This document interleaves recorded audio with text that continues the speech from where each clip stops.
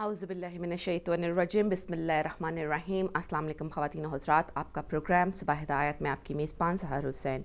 उम्मीद करती हूँ कि आप जहाँ होंगे, जिस जगह होंगे, बफ़ज़्ल ताला बसदक़ा मोहम्मद वाले मोहम्मद खैर आफ़ियत से होंगे। अल्लाह ताला आपकी ज़िंदगी में बेशुमार आसानियाँ, खुशियाँ, रहमतें और बरकतें नाज़िल फ़रमाए और हम सबको तौफ़ीक़ अता फ़रमाए कि हम दूसरों की ज़िंदगियों में भी आसानियों का बाइस बन सकें, रहमतों का बाइस बन सकें और बरकतों का बाइस बन सकें। नाज़रीन, अभी आपकी खिदमत में दुआ और मनक़बत अहले बैत अलैहिमुस्सलाम पेश की गई और आज आपको बताते हैं कि तारीख़ ज़िलक़द की 17 है।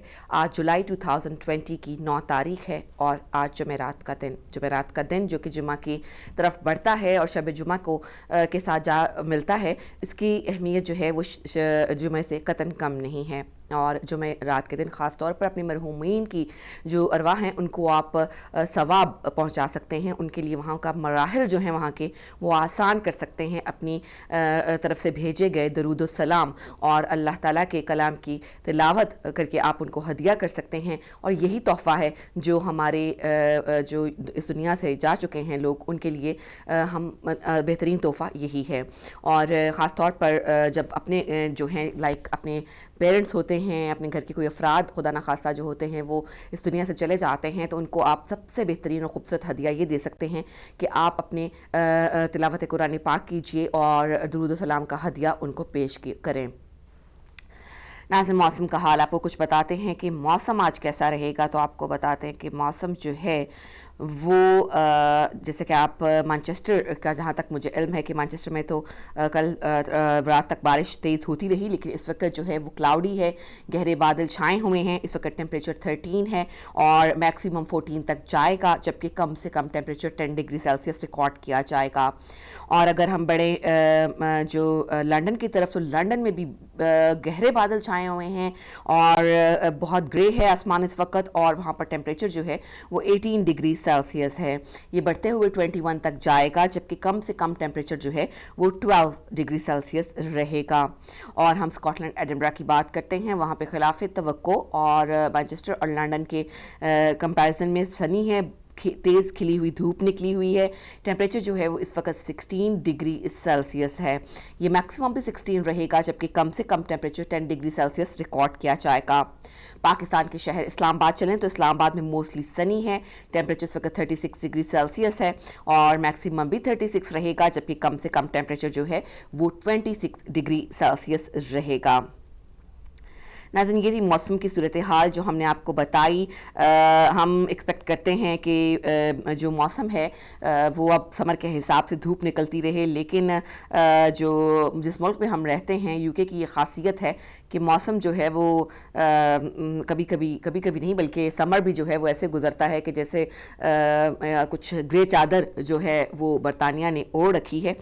लेकिन चलें जी, ये भी अल्लाह ताला की नेमतों में से, अल्लाह ताला की ब्लेसिंग में से एक ब्लेसिंग है कि जब हम बहुत शदीद गर्मी पे पुकारने लगते हैं कि नहीं आज बहुत शिद्दत से गर्मी पड़ रही है, तो परवरदिगार आलम अपने बंदों की आसानी के लिए अगले दिन ही जो है वो बारिश बरसा देता है या मौसम में खुनकी पैदा कर देता है। तो नाज़रीन, ये आपकी खिदमत में पेश किया मौसम का हाल। करेंसी की तरफ बढ़ते हैं, करेंसी क्या कह रही है आज की, देखते हैं कि आज पाकिस्तानी रुपए की कीमत जो है वो जो मेजर करेंसीज हैं उनमें क्या सूरत हाल बता रही है। 9 जुलाई 2020 के हिसाब से US डॉलर की कीमत खरीद 166.5, जबकि कीमत फ़रोख्त 167.5 रहेगी। यूरो की कीमत खरीद 187, जबकि कीमत फ़रोख्त 190 रुपये रहेगी। और ब्रिटिश पाउंड की कीमत खरीद 208 रुपये, जबकि कीमत फ़रोख्त 214 रुपये रहेगी। UAE दिरहम की कीमत खरीद 45, जबकि कीमत फ़रोख्त 45.9 रहेगी। और सऊदी रियाल की कीमत खरीद 44 रुपये, जबकि कीमत फ़रोख्त 44.5 रहेगी। तो नाज़रीन, ये सूरत हाल थी करेंसी की जो हमने आपको बताई कि करेंसी इस वक्त क्या सूरत हाल लिए हुए। मज़ीद अगर आप इन्फॉर्मेशन लेना चाहते हो तो अपने लोकल एजेंट से आप जो है वो ये सूरत हाल करेंसी की मालूम कर सकते हैं। इसके बाद हम बढ़ते हैं, अक्सर जो होता है हमारा अगला कदम जो جو ہوتا ہے وہ واک کے لیے اٹھاتے ہیں ہم، جو کہ ڈاکٹر غلام حسین عدیل صاحب کے ساتھ جاتے ہیں. وہاں پر ہم دیکھتے ہیں کہ آج کی صورتحال کیا ہے، کیا بتا رہے ہیں ہمیں قبلہ کہ آج ہمیں اپنے اندر کیا درستگی لانی چاہیے، آج کلیکٹر بلڈنگ کی کون سی جو اینٹ ہے وہ ہمیں رکھنی ہے، کون سا سٹیپ ہے جو لینا ہے، اور پھر انشاءاللہ آج ہم اس کو کوشش کریں گے کہ تمام دن میں اپنے اوپر اپلائی کر سکیں. تو بڑھیں گے ہم واک ود ہدایت کی طرف. جی ناظرین، ہم بہت بہت شکریہ ادا کریں گے قبلہ ڈاکٹر غلام حسین عدیل صاحب کا. ہمیشہ کی طرح بہت ہی خوبصورت، بہت ہی پر امید گفتگو قبلہ نے آج فرمائی کہ دعا جو ہے اس کو اللہ تعالیٰ سے مانگنے کا سلیقہ آنا چاہیے اور کبھی بھی اللہ تعالیٰ سے نا امید نہیں ہونا چاہیے. جتنی کوشش ہم پروردگار عالم کے سامنے اپنی حاجت، اپنی التجا کو منوانے میں کرتے ہیں، پروردگار اتنا ہی ہم سے خوش ہوتا ہے. اور بعض اوقات ناظرین ایسا ہوتا ہے کہ اللہ تعالیٰ کو اپنے بندے کی مانگنے کی ادا پسند آ جاتی ہے اور وہ چاہتا ہے کہ وہ اس سے مانگتا ہی چلا جائے. اس کی وجہ سے بھی کئی دفعہ جو ہے وہ ڈیلے ہو جاتی ہے کوئی دعا، کوئی حاجت ہماری جو کہ ہم اللہ تعالیٰ سے چاہ رہے ہوتے ہیں. تو اس کا مطلب ہرگز یہ نہیں ہوتا کہ مایوسی کا دامن پکڑ لیا جائے اور دعا جو ہے اس کو ختم کر دیا جائے یا چھوڑ دیا جائے مانگنا، بلکہ پروردگار کی رحمت سے کبھی بھی نا امید نہیں ہونا چاہیے. اللہ تعالیٰ بندے کو طرح طرح سے آزماتا ہے، کچھ کو کی دعا کو لمبا کر دیتا ہے، کچھ کو اس کی دعا کی صورت میں کسی اور نعمت سے سرفراز کرتا ہے اور کبھی دعا کو فوراً قبول کر لیتا ہے. تو جو ہے اپنے آپ کو دعا ختم کر دینا یا دعا مانگنا چھوڑ دینا، میں سمجھتی ہوں یوں ہی ہے کہ جس طرح ہم سانس کی ڈوری کو جو ہے وہ چھوڑ دیں کہ اب ہمیں سانس لینے کی ضرورت نہیں ہے، کیونکہ اگر دعا نہیں ہوگی تو امید نہیں ہوگی، اور امید کے بغیر جو ہے وہ زندگی کا چلنا بہت مشکل ہے. ناظرین، آج جمعرات کا دن ہے. جمعرات کے دن ہم کوشش کرتے ہیں کہ آپ کو بتائیں کچھ وظائف، کچھ اذکار، کچھ پروردگار عالم کے نام جن کے ساتھ جو ہے وہ ہم اپنی مشکلات دور کر سکیں، ان کا ورد کر سکیں، ان کی تکرار کر سکیں اور ان کا مطلب سمجھ کر پروردگار کی محبت میں مزید مبتلا ہو سکیں. تو ایک جو حل ہے وہ اس خوف کے لیے ہے کہ چونکہ اپنے اعمال سے ہر انسان کو خوف آتا ہے اور اس کو ڈر ہوتا ہے کہ کہیں وہ اپنا جب اعمال نامہ پکڑ کر روز محشر خدا تعالیٰ کے سامنے حاضر ہوگا تو کہیں اس کا مقدر جہنم نہ بن جائے. اس کے لیے حضرت امام جعفر صادق علیہ السلام فرماتے ہیں کہ جو شخص سورہ جاسیہ کی تلاوت کرے گا اس کا ثواب یہ ہے کہ وہ کبھی بھی جہنم کو نہیں دیکھے گا اور جہنم کا شور و غوغا اسے نہیں سنایا جائے گا اور اسے حضرت محمد مصطفیٰ صلی اللہ علیہ وآلہ وسلم کی ہمراہی نصیب ہوگی. اور حضرت امیر المومنین علی علیہ السلام فرماتے ہیں کہ میں نے رسول خدا صلی اللہ علیہ وآلہ وسلم کو منبر پر کہتے سنا کہ اگر کوئی نماز واجب کی تاکیبات میں آیت الکرسی پڑھے تو کوئی چیز اس کے اور جنت کے درمیان حائل نہ ہوگی.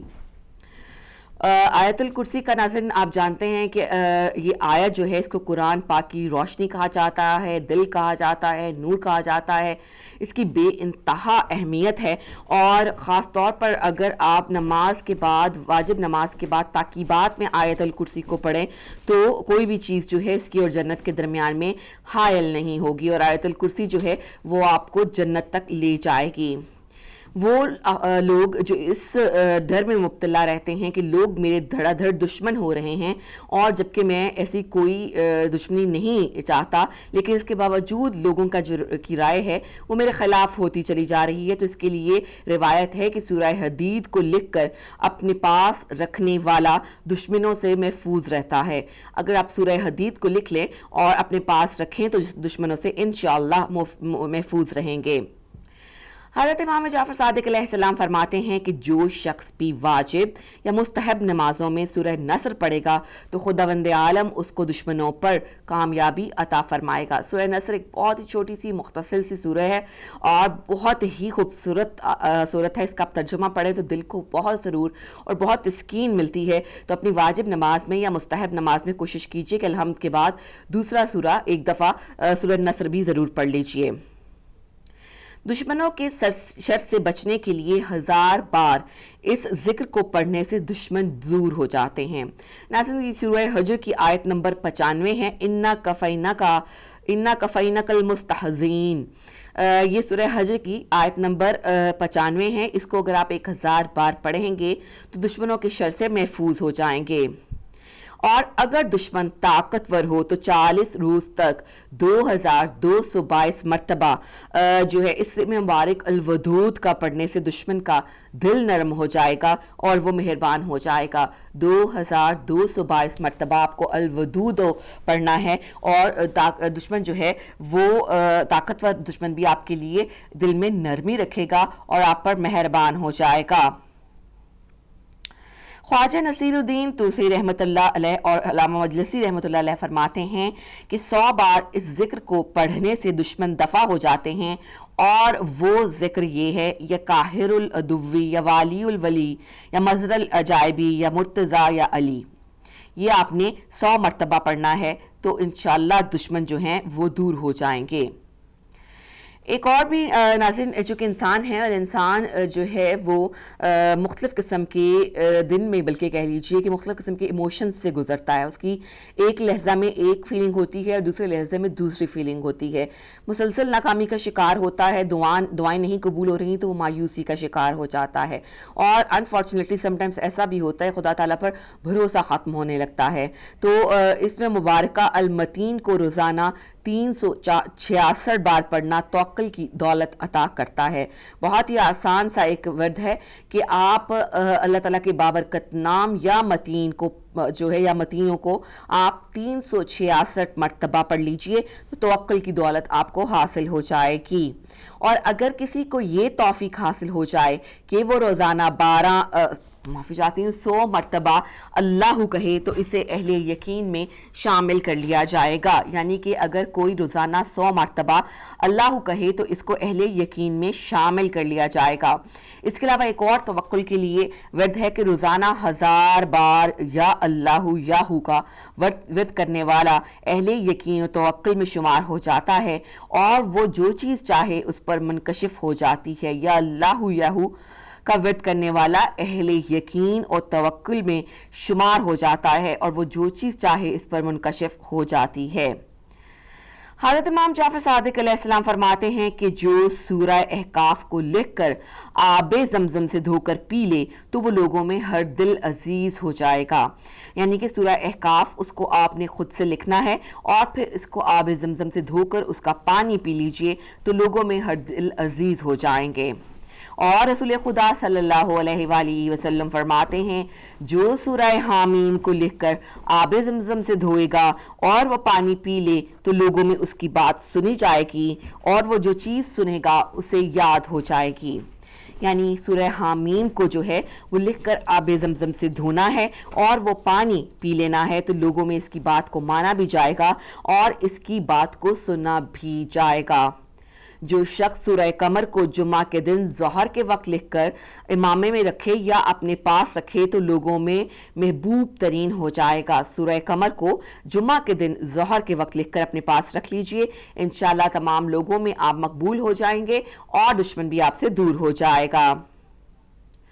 کثرت سے اسم مبارکہ الجلیل کا ورد کرنے والوں کو معاشرے میں بزرگی، عزت، ہیبت اور جاہ و حشم حاصل ہو جائے گا اور وہ لوگوں میں ہر دل عزیز اور محبوب ترین ہو جائے گا. اس میں مبارکہ الجلیل کا ورد کرنا ہے جو کہ معاشرے میں بزرگی اور عزت کا باعث بنے گا.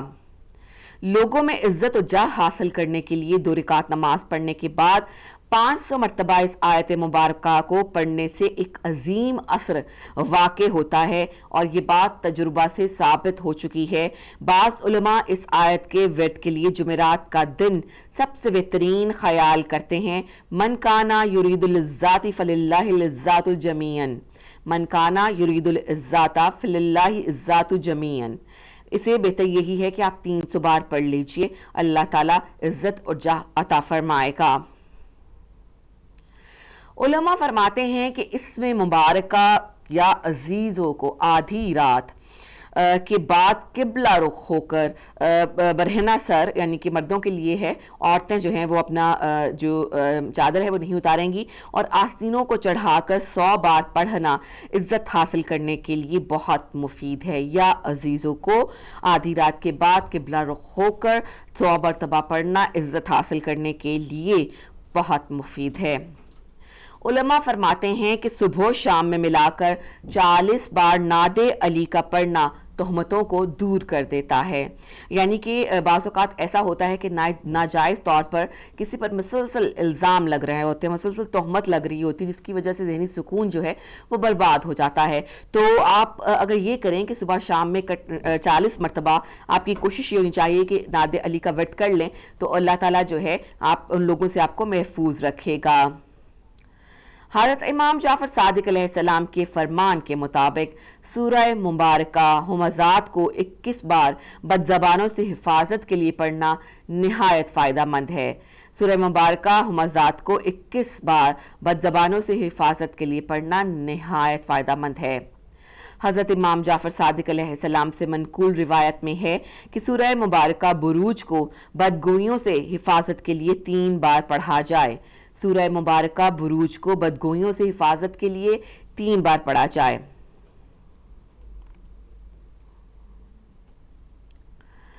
ملازمت میں بڑے عہدے پر ترقی نہیں ہو رہی. یوں ہوتا ہے کہ سالہ سال گزر جاتے ہیں اور انسان اسی پوزیشن پر رہتا ہے جس سے اسے ملازمت کا آغاز کیا ہوتا ہے. تو اس کے لیے ہر شب جمعہ 100 بار اس میں مبارکہ الزارو کی تلاوت کرنا دولت و منصب کے حصول کے لیے نہایت مجرب ہے.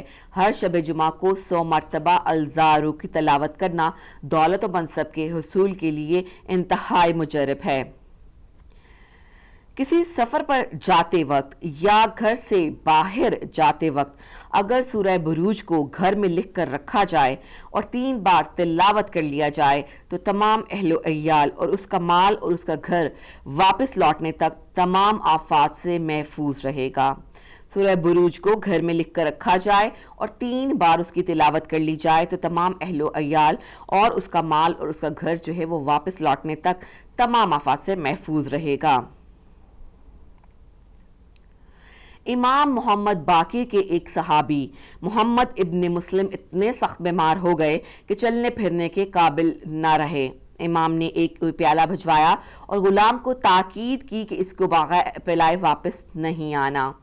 محمد بن مسلم نے جیسے ہی اسے پیا عجیب قوت کا احساس ہوا اور مکمل صحت نصیب ہو گئی. خود اٹھ کر امام کے خدمت میں آئے تو امام نے ان سے فرمایا, تم نے جو مشروب پیا ہے اس میں قبر حسین کی مٹی ملی ہوئی تھی اور تربت حسین دنیا کی بہترین دوا ہے. کوئی دوا اس کا مقابلہ نہیں کر سکتی. ہم اپنے گھروں میں اسے بطور دوا استعمال کرتے ہیں اور اس میں ہزاروں فائدے ہیں. لہٰذا اصلی خاک شفا کے چند ذرات پانی میں حل کر کے شفا کی نیت سے پینا نہایت مجرب ہے. ایک شخص جو کہ سخت مریض تھا, بڑا علاج کروایا مگر شفا یاب نہیں ہوا. مایوس ہو کر امام جعفر صادق علیہ السلام کی خدمت میں آیا اور دوا طلب کی تو امام نے فرمایا کہ تم اپنی بیوی سے حق مہر کی تھوڑی سی رقم طلب کرو, پھر اس کی دی ہوئی رقم سے تھوڑا سا شہد خریدو اور شہد میں بارش کا پانی ملا کر اسے استعمال کرو. خدا نے چاہا تو تمہیں صحت نصیب ہوگی. اس نے امام کے اس مشورے پر عمل کیا اور مکمل تندرست ہو گیا. سخت حیران ہوا اور امام سے اس بارے میں سوال کیا تو امام نے فرمایا کہ اللہ نے قرآن کریم میں فرمایا ہے کہ عورتوں کو ان کا حق مہر خوش دلی سے ادا کرو. اگر وہ اس میں سے تمہیں اپنی خوشی سے دے دیں تو اسے خوشگوار سمجھ کر کھاؤ. یہ سورۃ نساء کی آیت نمبر 9 ہے. اور اللہ نے شہد کے متعلق فرمایا اس میں لوگوں کے لیے شفا ہے. سورہ نحل کی آیت نمبر 69 میں اللہ تعالیٰ فرماتا ہے کہ اس میں لوگوں کے لیے شفا ہے. اور بارش کے متعلق اللہ تعالیٰ نے فرمایا اور ہم نے آسمان سے بابرکت پانی نازل کیا. سورہ کاف کی آیت نمبر 9 ہے. تو امام نے فرمایا جب تم نے خوشگوار مال سے شفا خریدی اور برکت والے پانی میں اسے ملایا تو وہ نسخہ شفا کا ذریعہ ثابت ہوا. علامہ برقی نے کتاب محاسن میں امام صادق علیہ السلام سے نقل کیا ہے کہ امیر المومنین علی علیہ السلام نے فرمایا کہ ہم اہل بیت کا ذکر روح اور جسمانی بیماریوں کے لیے شفا اور شیطانی وسوسوں سے بچاؤ کا سبب ہے. رسول خدا صلی اللہ علیہ وآلہ وسلم نے فرمایا کہ جو سورہ زخرف کو لکھ کر اس کا پانی پیے تو کسی بیماری میں اسے دوا استعمال کرنے کی حاجت نہ ہوگی. حضرت امام جعفر صادق علیہ السلام فرماتے ہیں جو سورہ احقاف کو لکھ کر دھوئے اور اس کا پانی تکلیف کی جگہ پر لگائے تو خدا کے حکم سے ہر مرض ختم ہو جائے گا اور اس کو شفا نصیب ہوگی۔ رسول خدا صلی اللہ علیہ وآلہ وسلم فرماتے ہیں کہ مریض کے پاس سورہ مجادلہ کی تلاوت اس کے سکون کا باعث ہے۔ اگر کوئی مریض ہے تو آپ اس کے سرحانے بیٹھ کے سورہ مجادلہ کی تلاوت کریں تو اس کو جو ہے وہ بہترین سکون حاصل ہوگا۔ حضرت امام جعفر صادق علیہ السلام فرماتے ہیں جو سورہ طارق کو کسی چیز پر پڑھے اور وہ اسے دوا سمجھ کر پی لے تو اسے شفا نصیب ہوگی۔ جو سورہ معون کو معافی چاہتی ہیں سورہ طارق کو کسی چیز پر پڑھے اور اسے دوا سمجھ کر پی لے تو اللہ تعالیٰ اس کو ضرور شفا دے گا۔ پرانے امراض کی شفا کے لیے نافلہ صبح اور فجر کی نماز کے دوران 41 بار سورہ الحمد کی تلاوت 41 روز تک کرنے پر تمام پرانے امراض ختم ہو جاتے ہیں۔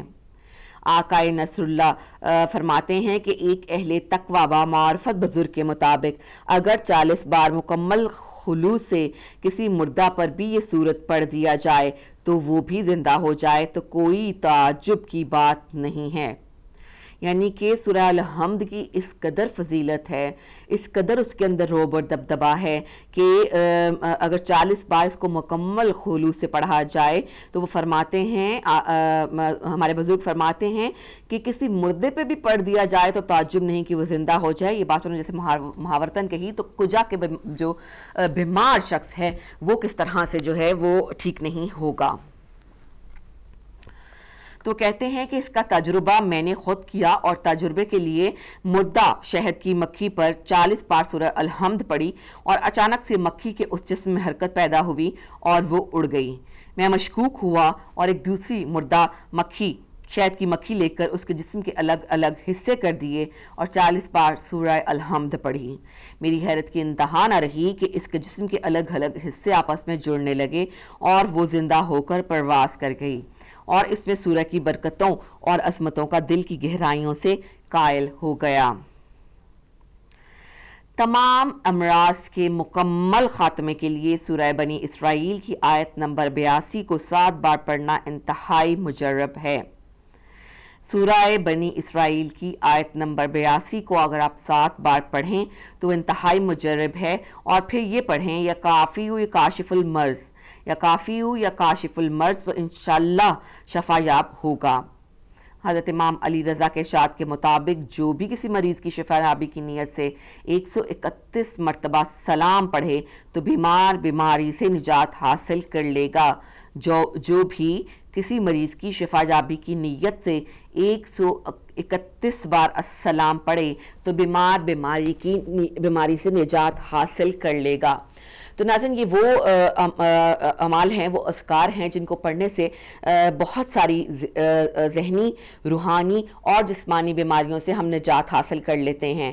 لیکن یہ یوں نہیں ہے صرف کہ آپ نے ذکر کر دیا، آپ نے فرائض جو ہیں ان کا خیال نہیں رکھا، آپ نے پنجگانہ نماز کی پابندی نہیں کی جو کہ فرض ہے اور جس کا کسی بھی صورت میں جو ہے چھوٹ نہیں ہے کوئی بھی، آپ نے روزے نہیں رکھے، آپ نے قضا روزے نہیں ادا کرنے کی نیت کر رکھی، آپ نے قضا نمازیں ادا کرنے کی نیت نہیں کر رکھی، تو ان اعمال کے پڑھنے کا، ان اذکار کے پڑھنے کا کوئی فائدہ حاصل نہیں ہوگا۔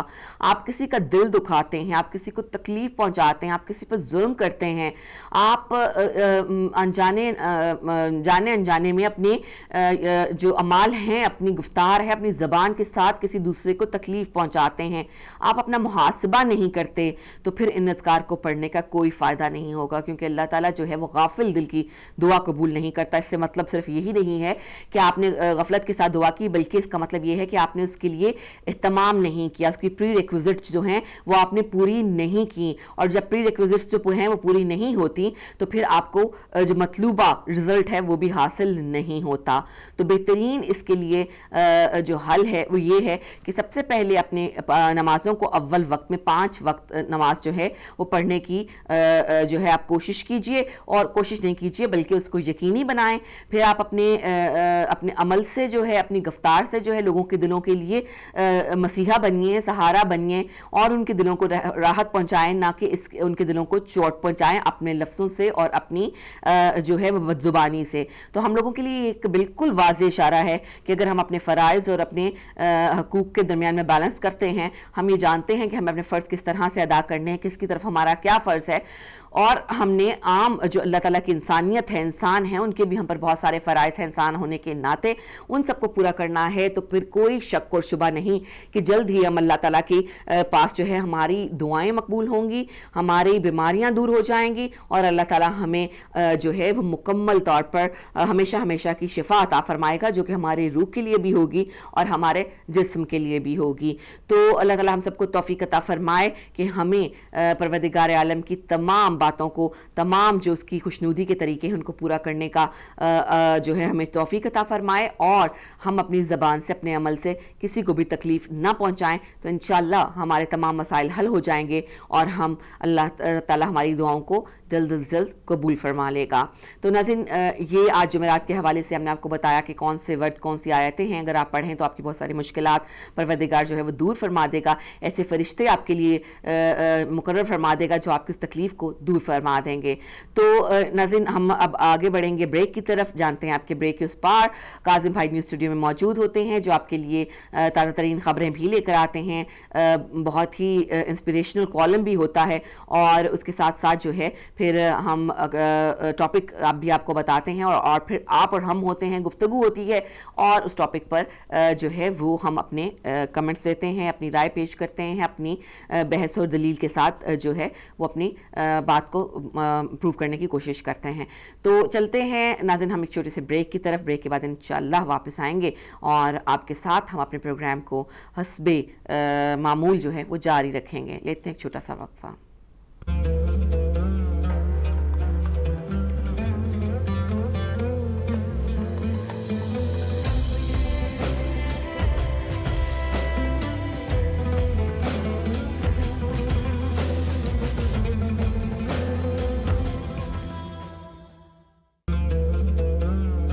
دین اسلام کا عنوان ہدایت ٹی وی، مذہب حق کا ہے عرفان ہدایت ٹی وی۔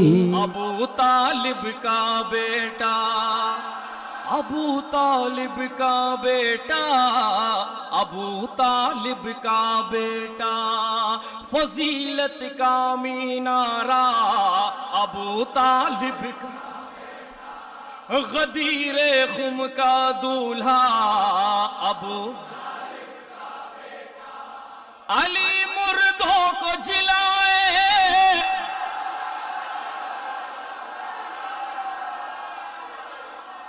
علی مردوں کو جلائے، علی سورج پلٹائے، علی مردوں کو جلائے، علی سورج پلٹائے، کرشمے دیکھ کے جس کے نصیری چکر کھائے،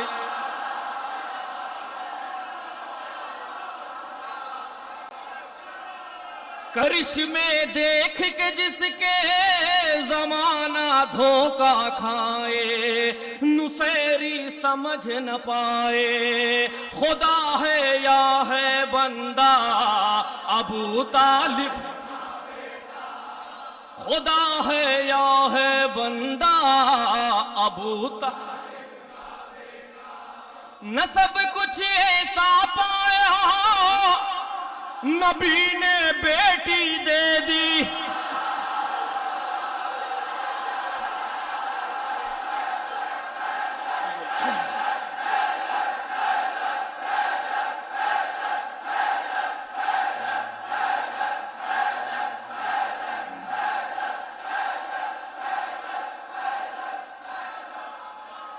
خدا ہے یا ہے بندہ ابو طالب، نہ سب کچھ ایسا پایا نبی نے بیٹی دے دی، شب ہجرت جو سویا خدا نے مرضی،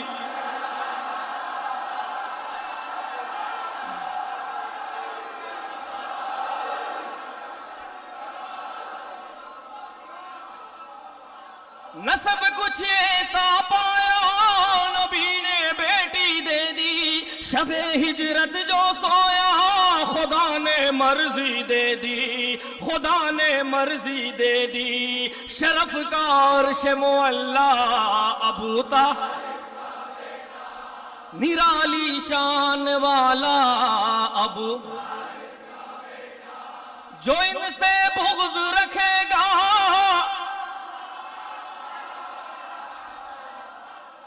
جو ان سے بغض رکھے گا بڑی مشکل سے مر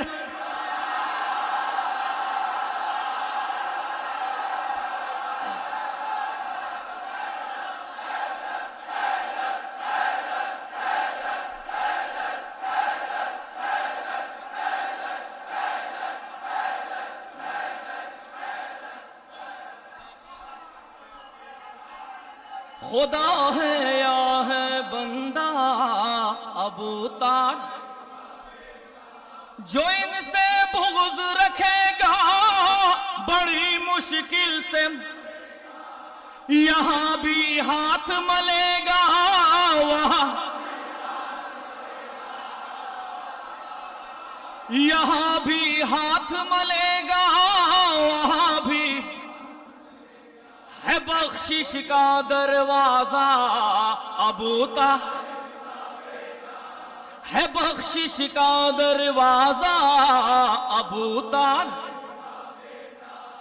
مکی سے جلنے والوں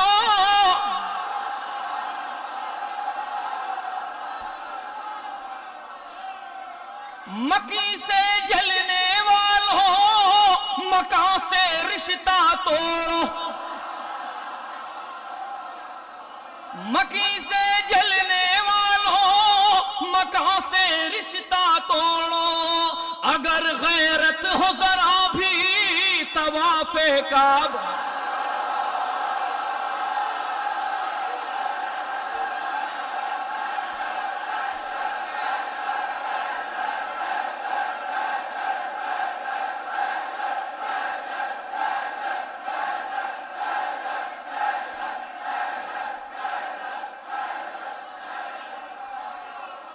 خدا ہے یا ہے بندہ ابو طالب مکی سے جلنے والوں مکہ سے رشتہ توڑو اگر غیرت ہو ذرا بھی طواف کعبہ چھوڑو طواف کعبہ چھوڑو ہوا ہے اس میں پیدا ابو طالب ہوا ہے اس میں پیدا ابو طالب حضرت آخری بات سماعت کر رہے ہیں اسے کہتے ہو کافر اسے کہتے ہو کافر پیغمبر کا جو چچا ہے جناب ابو طالب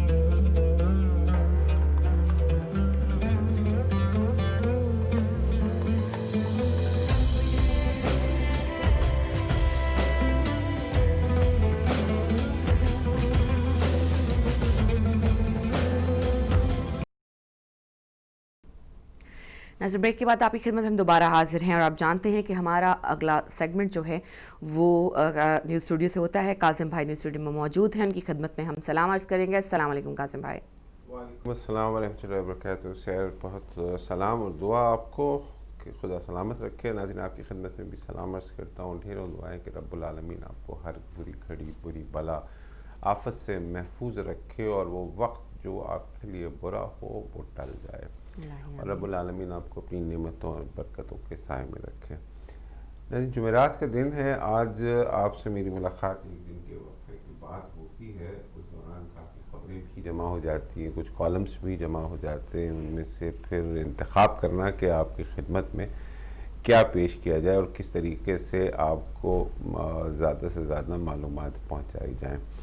پچھلے جو تقریباً 1 گھنٹہ ہو جاتا ہے شو کو, 35-40 منٹس میں سحر سے جو آپ کی گفتگو ہوتی ہے, پھر مولانا ڈاکٹر غلام حسین عدیل کا واک ہوتا ہے, وہ بھی آپ کی نظر سے گزرتا ہے. صبر اور دعا کے حوالے سے آج جو بات کی ہے, دعا کی طاقت کے حوالے سے جو بات کی مولانا ڈاکٹر غلام حسین عدیل نے, یہ تو ہر اس ایماندار شخص کا ہتھیار ہے، ہر اس مظلوم کا ہتھیار ہے کہ وہ رب العزت کے آگے کبھی بھی گڑ گڑا سکتا ہے، دعا مانگ سکتا ہے، اور ہمیں اس پر یقین ہونا چاہیے کہ رب العزت جو ہے وہ ہماری دعا ضرور سنتا ہے اور ہمیں ہماری دعاؤں کو قبولتا بھی ہے اور ہم پر اپنی رحمتیں اور برکتیں نازل کرتا رہتا ہے۔ نا امید ہو جانا دعا کرتے ہوئے، وہ آپ اپنا نقصان کر رہے ہوتے ہیں۔ آپ کو کبھی بھی جو ہے وہ نا امید نہیں ہونا چاہیے۔ وہ تو ایک ایسا در ہے کہ جہاں سے ہمیشہ سب کچھ ملتا ہے۔ کبھی ماں سے بھی نا امید ہوا جاتا ہے، اور پھر ایسی تخلیق کرنے والا وہ خالق جو ماں سے 70 گنا زیادہ چاہتا ہے، وہ کیسے آپ کو نا امید کر سکتا ہے؟ ہو ہی نہیں سکتا۔ کبھی دل چاہے، سحر کبھی کبھار میرا دل چاہتا ہے تو میں آسمان پہ دیکھ کر اپنے دل کا حال بیان کر دیتا ہوں، یا سمندر پہ جا کے اپنا دل کا حال بیان کر دیتا ہوں، اور بڑا دل ہلکا ہوتا ہے، اور پھر جواب ملنا شروع ہو جاتے ہیں اس کے، اور انسان جو ہے وہ اپنے آپ کو، میں اپنے آپ کو بڑا مطمئن پاتا ہوں اس وقت۔ آپ کبھی اس طرف سے گزر کے ضرور دیکھیے گا، آپ کو بھی اس پہ بہت زیادہ مجھے لگتا ہے کہ سکون ملے گا، سکون قلب ملے گا۔ نیچر کے ساتھ ویسے بھی، اور اللہ تعالیٰ کے ساتھ لگتا ہے آپ کلوز ہو گئے ہیں، اور رابطہ آپ کا جو ہے مضبوط ہو گیا ہے، مضبوط ہو گیا ہے نا، کیونکہ واحد تو وہی ہے جو آپ کے سب سے زیادہ قریب ہے۔ آپ اس کو پکاریں، اس سے بات کریں، کلام کریں۔ پھر ہم جب نماز پڑھتے ہیں تو رب سے ملاقات ہو رہی ہوتی ہے آپ کی۔ بیسیکلی نماز یوں پڑھیں کہ رب سے ملاقات کر رہے ہیں آپ، اور آپ کو یہ موقع رب العالمین نے، اب دیکھیں ہم زمانے بھر کے جتنے بھی لوگ ہیں جو اونچی پوسٹوں کے اوپر ہیں، ہمیں بڑی اپوائنٹمنٹس لینی پڑتی ہیں ان لوگوں سے ملنے کے لیے، بڑا ہمیں جو ہے وہ سب سے بڑی زحمت سے گزرنا پڑتا ہے۔ اور وہ جو تخلیق کیا جس نے پوری دنیا کو، اس نے تو پہلے ہی آپ کو کہا ہوا ہے کہ یہ 5 وقت کی اپوائنٹمنٹس آپ کے پاس ہیں۔ اب یہ آپ کے اوپر ہے کہ آپ اس پہ حاضر ہوتے ہیں کہ نہیں ہوتے، اور پھر حاضری میں آپ کی تیاری کیا ہوتی ہے، کس تیاری سے آپ حاضر ہوتے ہیں۔ جو ہے روایت کے جب حضرت علی علیہ السلام سے کہا کہ آپ نماز پہ جاتے ہیں تو آپ بہت زیادہ پریشان ہوتے ہیں، آپ جو ہیں آپ کا رنگ جو ہے وہ عجیب سا ہوا ہوتا ہے، یا آگے کی جو بات ہے، تو آپ نے یہ فرمایا تھا کہ میں رب کریم کی بارگاہ میں حاضر ہونے جا رہا ہوں۔ تو جب نماز پہ کھڑے ہوں تو آپ کو یہ ذہن ہونا چاہیے کہ آپ کہاں جا رہے ہیں، کیسے جا رہے ہیں۔ میں ایک واقعہ بتاؤں سر، کسی انویسٹیگیٹو سٹوری کے سلسلے میں مجھے پاکستان میں اس زمانے میں سٹوری کر رہا تھا، جو ہمارے گھر بکھر جاتے ہیں، ٹوٹ جاتے ہیں، ڈیورس ریشو بہت زیادہ ہے، تو اس پہ سٹوری کر رہا تھا کہ ایسا کیوں ہوتا ہے، تو عدالتوں میں کیا ہوتا ہے۔ تو میں ایک عدالت میں بیٹھا ہوا تھا، یہ سوشل کیسز کی عدالت تھی، اسی میں تو جیسے ہم وہ اکثر بیٹھتے ہیں کراس لیگ کر کے، ٹانگ پہ ٹانگ رکھ کے بیٹھ جاتے ہیں، تو ہم ویسے بیٹھے ہوئے تھے۔ تو وہ پیشکار آیا اور مجھ سے کہا کہ سر اس کو ایسے نہ رکھیں، آپ جو ہے نا ٹانگ صحیح کر کے بیٹھیں۔ میں نے کہا یہ کیا وجہ ہے؟ کہنے لگے یہ جج کی توہین ہوتی ہے، آپ ریلیکس ہو کے کیسے بیٹھ سکتے ہیں، آپ اٹینٹیو ہو کے بیٹھیں۔ تو میں نے کہا دیکھیں کہ یہ وہ جج ہے جس کو ہم نے بنایا، ہم نے قبول کیا اس کو، یہ ہم جیسا ہے، اور ہم اس کی ہمیں اتنی تکریم کرنی پڑتی ہے۔ تو پھر رب عزت کی بارگاہ میں جس وقت ہم حاضر ہوتے ہیں تو ہمیں جو پوری دنیا کا خالق ہے، پوری دنیا کو چلا رہا ہے، اور وہ منصف ہے، انصاف کرنے والا ہے، اس کی بارگاہ میں حاضر ہوتے ہوئے کیسے بیٹھنا چاہیے ہم کو، کتنی تیاری کرنی چاہیے۔ اور جب ہم مجالس سن رہے ہوتے ہیں، میں نے اکثر لوگوں کو دیکھا ہے کہ وہ مجالس بھی اس انداز میں سن رہے ہوتے ہیں کہ کوئی گفتگو سن رہے ہیں اور اس کو اٹینڈ کر رہے ہیں، تو ان کے لیے بھی یہ میسج بہت ہے کہ جب آپ مجالس سنتے ہیں یا کلام سنتے ہیں یا کوئی درس سنتے ہیں تو اس کو اتنے ہی دھیان سے سنا کریں کہ آپ کو خوش نصیبی سمجھیں کہ آپ وہاں بیٹھے ہوئے ہیں اور آپ کو سب کچھ سن رہے ہیں۔ سر آج بہت ساری خبریں تھیں، خبریں ناظرین کچھ میں آپ کو صرف ہیڈ لائنز کچھ بتا دوں گا، اس کے فوراً بعد ہم کالم کی طرف چلیں گے، وہ بہت طویل کالم ہے آج کا، اور 25-27 منٹ ہے. یہ کالم جس کا ذکر میں نے آج سے 2-3 دن پہلے بھی کیا تھا کہ مولانا قبلہ غلام حر شبیری کا ایک کالم آپ کی خدمت میں پیش کروں گا جو علماء کے متعلق ہے. عالم، علماء اور دنیا، یہ اس کے متعلق کالم ہے، وہ میں آپ کی خدمت پیش کروں گا. طویل کالم ہے، اس کے لیے تیار ہو جائے ذہنی طور کے اوپر کہ اس کو سننا سمجھنا اگر آپ کو آ جائے تو قبلہ غلام حر شبیری کی بھی محنت سوارت ہوگی اور کچھ میری کوشش کہ اس کو میں پڑھ پاؤں. طویل ہے، بڑا مشکل ہے، لیکن اس میں جو کچھ انہوں نے لکھ دیا ہے وہ آپ خود اس کا فیصلہ کریں گے کہ کس حد تک وہ صحیح ٹریک پہ گئے ہیں اور پیغام آپ تک پہنچا ہے کہ نہیں پہنچا اور دنیا تک پہنچا ہے کہ نہیں پہنچا. کچھ خبروں کی ہیڈ لائنز آپ کو دے دیتا ہوں. آج مادر ملت محترمہ فاطمہ جناح کی 53ویں برسی منائی جا رہی ہے اور سب پاکستانیوں سے اپیل ہے کہ ان کی ایصال ثواب کے لیے فاتحہ ضرور پڑھیں. ادھر وزیر اعظم عمران خان نے کہا کہ قوم عید جو ہے وہ سادگی سے منائے اور سادگی سے اس لیے منائے کہ کرونا وائرس نہ پھیل سکے اور اس کے دیگر اسباب بھی انہوں نے دیے ہیں. پاکستان میں کرونا وائرس کے وار جاری ہیں لیکن قابو میں بھی آ رہا ہے. اب تک 1,45,311 مریض جو ہیں وہ صحتیاب ہو چکے ہیں.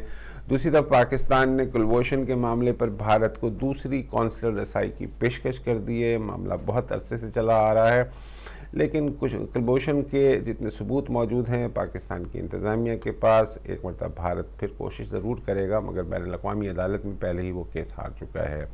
ادھر شاہ محمود قریشی صاحب کے ساتھ بھارتی لابی نے سازش کی. ان کو گزشتہ روز ان کے ٹویٹر اکاؤنٹ اور دوسرے سوشل میڈیاز کے اوپر ان کی وفات کی خبر چلتی رہی کہ وہ انتقال کر گئے. کبھی صحت کے متعلق خبریں چلتی رہی ہیں جو کہ ایک بہت ہی گھناؤنی حرکت ہے. اور ٹھیک ہے، بھارت کی موجودہ انتظامیہ سے ہم کسی بھی قسم کی امید کر سکتے ہیں جو اپنے شہریوں کی زندگیوں سے یوں کھیلتا ہے کہ جیسے ان کی کوئی حیثیت ہی نہ ہو، تو اس کے لیے دوسروں کے لیے کیا کہنا ہے. روس سے بڑی خبر ہے کہ کرونا وائرس کی پہلی کرونا دوا جو ہے انہوں نے تیار کر لی ہے اور اس کا مریضوں پہ ویکسین کا تجربہ کرنا شروع کر دیا ہے. ادھر امریکہ نے غیر ملکی طلبہ کو نکالنے کے لیے کہہ دیا تھا ٹرمپ حکومت نے کہ ہمیں نہیں چاہیے فارن اسٹوڈنٹس، جس کو طلبہ نے چیلنج کر دیا ہے وہاں کی عدالتوں نے. برطانیہ میں رہنے والوں کے لیے بڑی اچھی خبر ہے کہ ریسٹورنٹ میں کھانے پینے پر 50% تک کی رعایت ہو گئی ہے. یعنی کہ اب آپ جائیں اور وہاں اگر آپ تناول فرماتے ہیں، نوش فرماتے ہیں کھانا، تو اب آپ کو جو بھی بل آئے گا اس کا 50% جو ہے وہ سرکار ادا کرے گی. یہ ایک بہت بڑی خبر ہے اسی وجہ سے کہ اس کو کہا گیا ہے کہ باہر کھائیں، لوگوں کی مدد کریں. اسکیم کے تحت ریسٹورنٹ اور کیفے کی سرگرمیوں کو بحال کرنے کے لیے اگست میں لوگوں کو کھانا کھانے پر 50% رعایت دینے کا منصوبہ متعارف کرا دیا گیا ہے. 62 کروڑ 50 لاکھ ڈالر کے اس منصوبے کا مقصد کرونا وائرس سے متاثرہ ریسٹورنٹ اور انڈسٹری کو دوبارہ بحال کرنا ہے. یعنی کہ آپ جائیں اور 50% آف پہ کھائیں، مگر یہ دھیان رکھیں کہ اتنا ہی کھائیں کہ آپ کا پیٹ جو ہے وہ آپ سے آگے چلنا نہ شروع ہو جائے، کیونکہ پیٹ اگر آپ سے آگے چلے گا تو پھر بڑے مسائل ہو جائیں گے اور آپ اس سے اپنے آپ کو بری الظلمہ قرار نہیں دے سکیں گے. تکلیف بھی آپ ہی کو ہوگی. نائن ٹاپ سٹوریز کی ہیڈ لائنز آپ کی خدمت میں پیش کی ہیں اور اب چلتے ہیں کالم کی طرف. جناب حجت الاسلام حر شبیری کا کالم آپ کی خدمت میں پیش کرتا ہوں.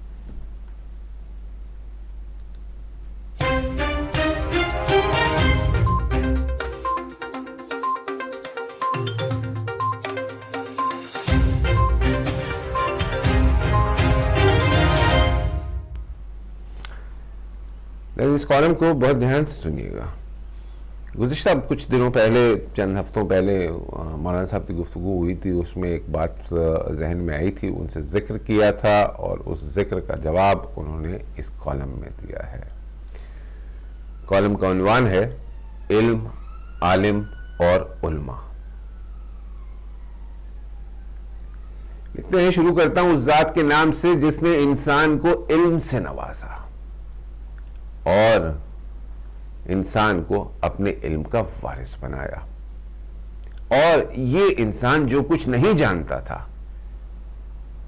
اس علم و حکیم کے فضل و کرم سے جاننے والا بن گیا، اور اس نے انسان کو اپنی گوناگون صفات کے ساتھ آراستہ و پیراستہ کیا. اس انسان کو مٹی کے پتلے سے سمیع و بصیر بنایا، اور جس کا اس کائنات میں کوئی ذکر نہیں تھا اسے قابل ذکر بنا دیا.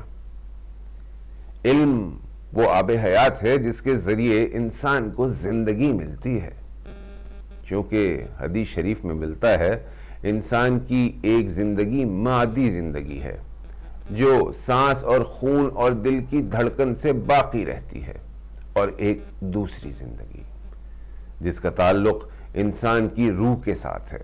اور انسان کی بقا کا راز صرف جسم کی بقا نہیں بلکہ علم وہ سرمایہ ہے جس کے ذریعے انسان کو عقلی اور معنوی زندگی نصیب ہوتی ہے. جیسے فرد کی زندگی کا دار و مدار علم پر ہے، ویسے ہی قوموں کی زندگی کا محور بھی علم ہی ہے. علم کی وجہ سے قومیں ترقی کرتی ہیں، علم کے نہ ہونے کی وجہ سے قومیں زوال پذیر ہوتی ہیں. یہی وجہ ہے کہ آپ صلی اللہ علیہ وآلہ وسلم نے حصول علم پر زور دیا اور فرمایا، طلب علم کو فریضہ قرار دیا. علم کی تعریف کیا ہے؟ علم کی تعریف مختلف اہل فنون نے کئی اعتبار سے کی ہے، لیکن دین کی اصلاح میں کسی حقیقت کے جان لینے کا نام علم نہیں ہے، بلکہ احادیث کی روشنی میں کہا گیا ہے کہ علم ایک نور ہے جسے اللہ کی ذات ہر کسی کو عطا نہیں کرتی، بلکہ اللہ کی ذات قلوب کو انتخاب کرتی ہے کہ جن کے ساتھ اس کی مشیت شامل ہوتی ہے، اور اللہ کے اس نور سے دل منور ہوتے ہیں، اور اس روشنی کو علم سے تعبیر کیا جاتا ہے. بسا اوقات معلومات کو علم سے تعبیر کیا جاتا ہے، اور بسا اوقات حقائق عالم کی طرف سے دل کی آنکھوں کے کھلنے کا نام علم ہے. معلومات کمپیوٹر میں بھی بہت ہیں، اور اگر اسی کو علم سے تعبیر کیا جائے تو دنیا میں کسی عالم کی ضرورت ہی نہیں کہ آج کی دنیا گوگل اور سرچ انجن میں آپ جو بھی معلومات لینا چاہیں وہ موجود ہیں. تو پھر نہ کسی نبی کی ضرورت ہے نہ کسی امام یا عالم کی. بس معلوم علم نور بن کر دل کو روشن کرے، اور یہ نور عمل کی شکل میں انسان کی زندگی میں جلوہ افروز ہو تو اسے علم کہا جائے گا، ورنہ یہ شخص ممکن ہے ایک ڈکشنری کی طرح ہو. عالم دین. علم کی اس تعریف کی روشنی میں عالم ہر اس شخص کو نہیں کہا جائے گا جس کے پاس معلومات ہوں، بلکہ عالم وہ ہوگا جس کا علم اس کی زندگی میں عملی ہو چکا ہو، یعنی وہ جتنا جانتا ہو اس پہ عمل بھی کرتا ہو. لہذا قرآن کریم نے عالم و علماء کی تعریف کرتے ہوئے فرمایا کہ اللہ کے بندوں میں سے علماء ہی اللہ کی خشیت رکھتے ہیں، یا ہم اس کو اس طرح بھی کہہ سکتے ہیں کہ حقیقتاً وہی لوگ علماء ہیں جو خشیت الہی کے حامل ہیں، یعنی وہ اللہ کی ذات جو عالم بعمل کے دل کو نورانی کرتی ہے اور اسے حقیقت شناس بناتی ہے، اور اسے اس مادی دنیا ماورائے دوسرے عوالم کا علم عطا کرتی ہے تاکہ یہ علم اس کی روح اور جان کا حصہ بن جائے. لہذا فارسی میں علماء کو روحانی کے ساتھ تعبیر کیا جاتا ہے، یعنی وہ لوگ جن کی روح علم و عمل سے مزین ہو. یعنی عالم وہ ہے کہ علم جس کے باطن میں ایمان بن جائے اور یہ ایمان عمل کی شکل اختیار کرے، اور یہ علم و عمل کی بدولت اللہ کی نشانی بنے اور اللہ کی خلافت کا منصب سنبھالے. لہذا جو لوگ علمی اعتبار سے بلند مراتب پہ فائز ہوتے ہیں، ہمارے علمی مراکز اس کو مولانا و عالم کہنے کے بجائے اسے آیت اللہ سے تعبیر کرتے ہیں. آیت کہتے ہیں نشانی کو، یعنی ایک ایسا شخص جو اپنے علم و عمل کے باعث اللہ کی نشانی بن جائے. نشانی جیسے سائن بورڈ لگا ہوتا ہے کہ اگر ہمیں کسی شہر کی طرف سفر کرنا ہو تو ہم سائن بورڈ کو دیکھ کر پہچان جاتے ہیں کہ شہر کا کتنا فاصلہ باقی ہے اور شہر تک پہنچنے کے لیے کون کون سے روٹ لینے کی ضرورت ہے. آیت اللہ وہ شخصیت جس کے ذریعے انسان خدا کے قریب ہو سکے اور اس تک پہنچنے والے راستوں سے آشنا ہو سکے. لہٰذا ہمارے حوضوں نے تمام ٹائٹلز یا ڈگریز کو اللہ یا اسلام کے ساتھ منسوب کیا ہے. مثلا حجت الاسلام، یعنی جو عالم اسلام کی دلیل بن جائے. دلیل رہنما کو کہا جاتا ہے، اور جب تک انسان خود مسلمان نہ ہو، یعنی اسلام کو خود اپنی زندگی میں نافذ نہ کرے، یعنی اسلام جو تسلیم کا نام ہے، جب تک خود انسان میں بارگاہ خدا میں تسلیم نہ پائی جاتی ہو، وہ حجت الاسلام کیسے ہوگا؟ اس طرح کہا گیا کہ دنیا میں با اعتماد شخصیت یعنی جس کی بات اور عمل قابل اعتماد ہو. ہمارے مذہبی تعلیمی اداروں میں اگر القابات بھی دیے گئے تو بہت ہی احتیاط سے دیے گئے. مثلا ابتدائی سطح کی تعلیم مکمل ہونے اور اسلام کی بنیادی مکمل شناخت کے بعد ثقۃ الاسلام کہا جائے گا، اور پھر ایک عالم جو اعلیٰ سطح کی تعلیم سے مزین ہو اسے حجت الاسلام، اور پھر جب تمام علمی سطح مکمل ہو جائیں اور شخصیت علم و عمل کا مرقع بن جائے تو اسے آیت اللہ کہا جائے گا. اچھا، علامہ کسے کہا جاتا ہے؟ ہماری حوزوی اور دینی مدارس کی اصلاح میں سب سے اہم ڈگری جو کسی علمی شخصیت کو دی جاتی ہے وہ علامہ کی ڈگری ہے. اور آپ اسی سے اندازہ لگا سکتے ہیں کہ امام زمان علیہ السلام کی غیبت کے زمانے سے لے کر ابھی تک صرف انگشت شمار شخصیات کو علامہ کے ساتھ تعبیر کیا گیا، جن میں علامہ ہلی، علامہ مجلسی، علامہ نور اللہ شوستری، علامہ امینی، علامہ طباطبائی، آخری زمانے کی شخصیات میں علامہ تقی جعفری شمار کیے جاتے ہیں. لیکن متاسفانہ ہمارے معاشرے میں ہر نتھو خیرے کو علامہ کہا جاتا ہے، جو ہماری پسماندگی کی منہ بولتی تصویر ہے. اسلام الہی نظام ہے، اور الہی نظام کی کامیابی کا راز انبیاء و اولیاء و ائمہ علیہ السلام کی اقتدار میں مخفی ہے. اقتدار میں مخفی ہے، جو اس دنیا میں اللہ کی جانب سے نمونہ عمل بن کر آئے، اور انبیاء اور ائمہ علیہ السلام کی عدم موجودگی میں ان کے جانشین وہی لوگ ہیں جن کے متعلق پیغمبر گرامی اسلام نے فرمایا کہ علماء انبیاء علیہ السلام کے وارث ہیں، اور معاشرے کی اصلاح و فلاح علماء ہی پر منحصر ہے. جیسا کہ پیغمبر گرامی نے فرمایا، اسلام فرمایا کہ اگر میری امت کے دو طبقات یا گروہوں کی اصلاح ہو گئی ہو تو میری امت صالح ہو جائے گی، اور اگر دو گروہ فاسد ہو گئے تو پوری امت فاسد ہو جائے گی. تو پوچھا گیا یا رسول اللہ وہ دو گروہ کون سے ہیں؟ تو پیغمبر نے جواب دیا، ایک عمرہ یعنی حکمران یا مالدار لوگ، اور فقہا. اور اگر ذرا اس حدیث میں غور کیا جائے تو عمرہ اور حکمرانوں کی اصلاح بھی فقہ یا علماء ہی کے ذمہ ہے. تو پتہ یہ چلتا ہے کہ معاشرے کا بہبود و فلاح کا دار و مدار علماء پہ ہی ہے. اور امام خمینی رحمۃ اللہ علیہ فرماتے تھے کہ اگر آپ کسی علاقے میں جائیں اور وہاں یہ دیکھیں، وہاں پہ دیکھیں لوگوں میں اچھی قدریں ہیں اور لوگ اچھے اخلاق و کردار کے حامل ہیں، تو جان لیں کہ اس جگہ کوئی عالم با عمل رہا ہے، یا وہاں کسی با عمل عالم کا گزر ہوا ہے. اور اگر کسی جگہ دیکھیں ایک علاقے کے لوگ بد کردار یا بد اخلاق ہیں تو جان لیں کہ وہاں سے کسی بد عمل عالم کا گزر ہوا ہے یا پھر وہاں اس نے کچھ مدت گزاری ہے۔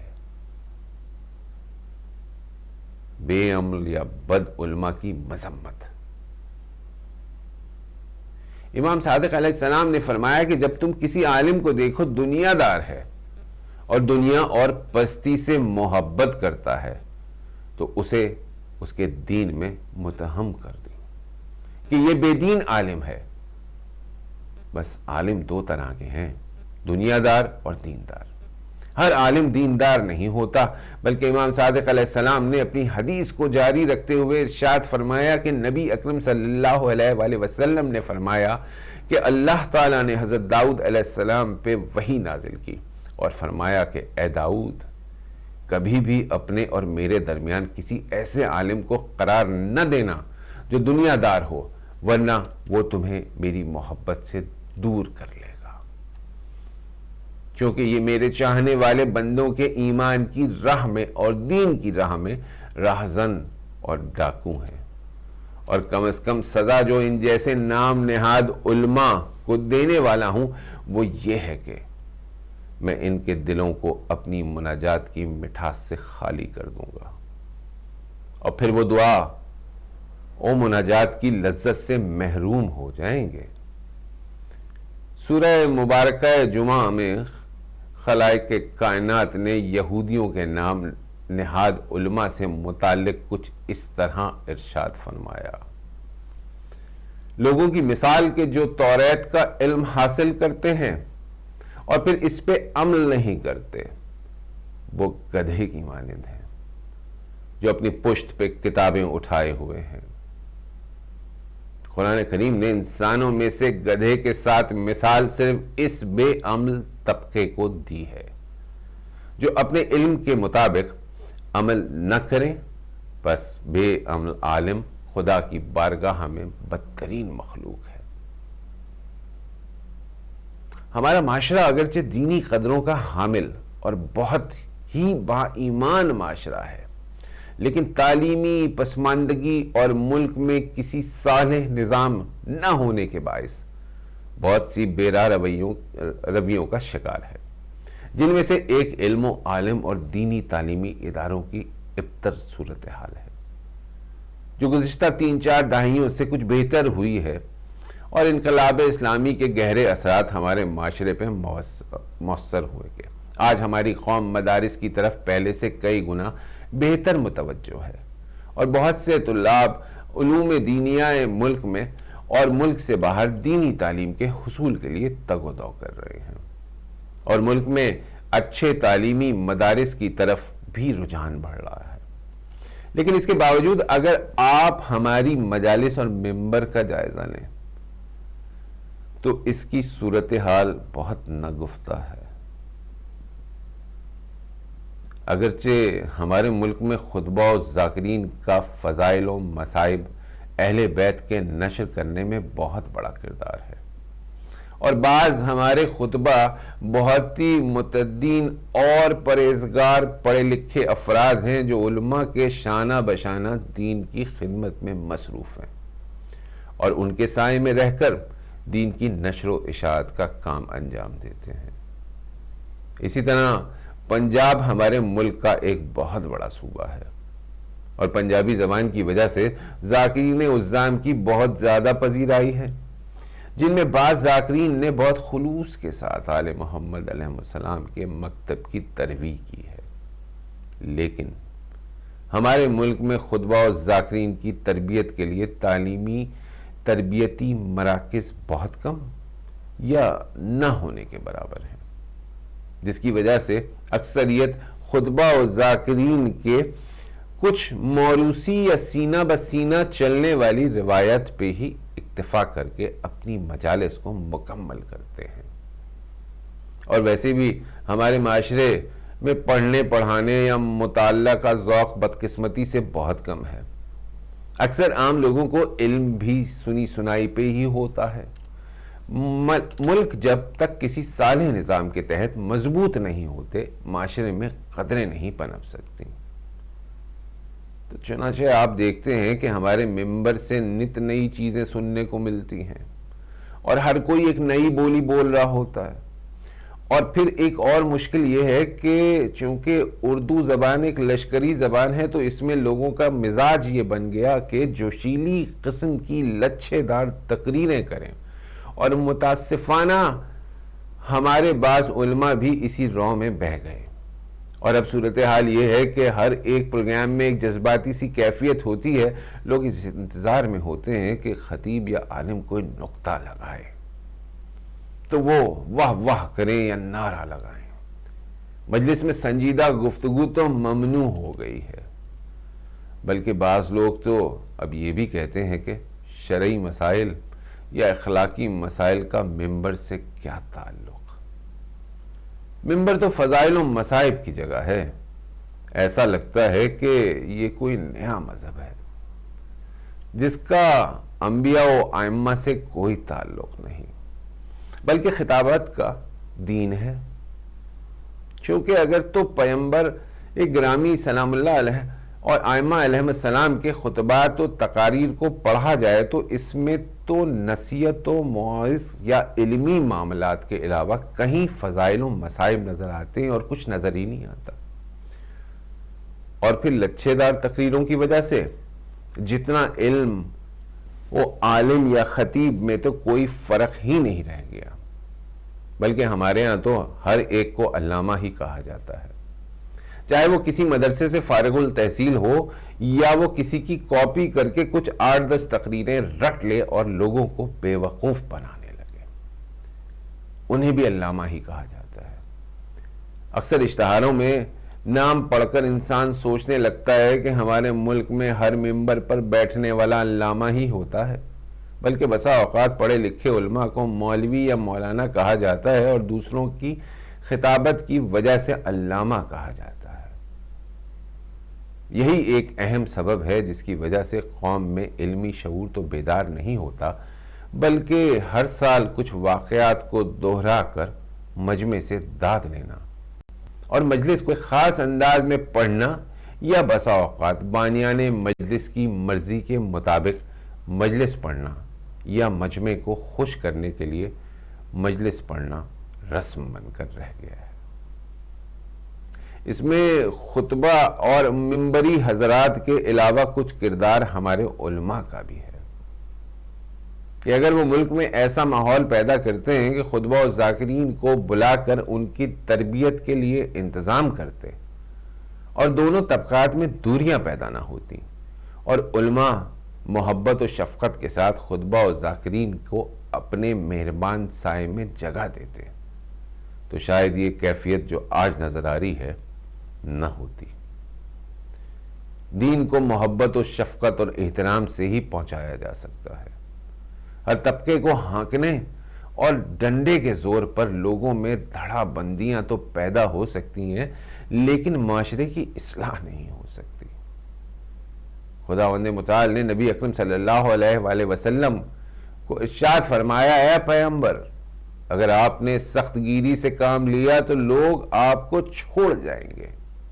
لہٰذا اللہ نے پیغمبر اکرم صلی اللہ علیہ وآلہ وسلم کو رحمت للعالمین بنا کر بھیجا اور انسانی تعلیم کے لیے ذات پروردگار نے سورہ رحمان کے آغاز میں ارشاد فرمایا, رحمان ہے وہ ذات جس نے قرآن کی تعلیم دی, پس تعلیم و تعلم کے لیے اور معاشرے میں شعور و آگاہی کے لیے رحمت و محبت کا راستہ اختیار کرنے سے معاشرے میں تبدیلی لائی جا سکتی ہے اور سخت گیری سے انحرافات جنم لیتے ہیں اور علماء اور دوسرے طبقات میں دوریاں پیدا ہوتی ہیں.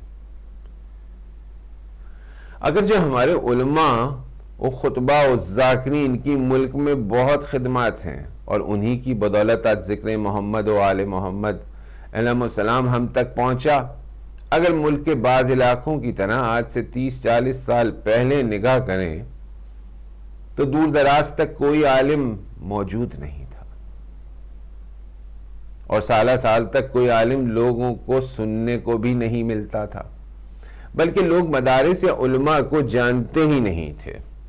ان حالات میں متعدین ذاکرین و خطبہ نے پیغام اہل بیت اطہار علیہ السلام کو ہمارے معاشرے تک پہنچایا۔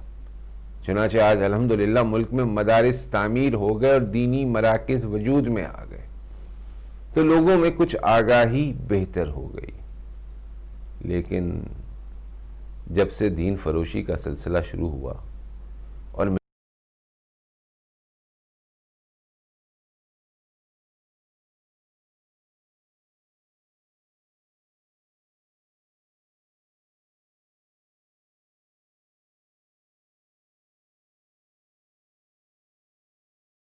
بھی اسی راہ میں بہہ گئے، جس کے نتیجے میں جہاں بھی کوئی زیادہ فیس دے گا وہ جیسی مجلس کہے گا پڑھوا لے گا۔ یہاں سے مجالس و عزاداری کی روح ختم ہونا شروع ہو گئی۔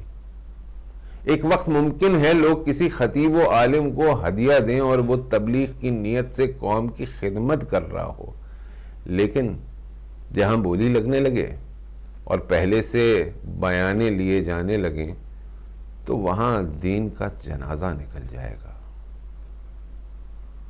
اگرچہ شرعی اعتبار سے اس کے لیے جائز ہے وہ اپنے اوقات کا معاوضہ لے، لیکن یہ طے شدہ ہے کہ دین سکھانے اور آل محمد علیہ السلام کے فضائل و مصائب کو ذریعہ معاش بنانے سے دین کی روح ختم ہو جائے گی۔ جن علماء و خطبہ یا ذاکرین نے گزشتہ زمانے میں سختیاں برداشت کر کے دین کو ہم تک پہنچایا ہے، ان کی مثالیں آج تک معاشرے میں موجود ہیں۔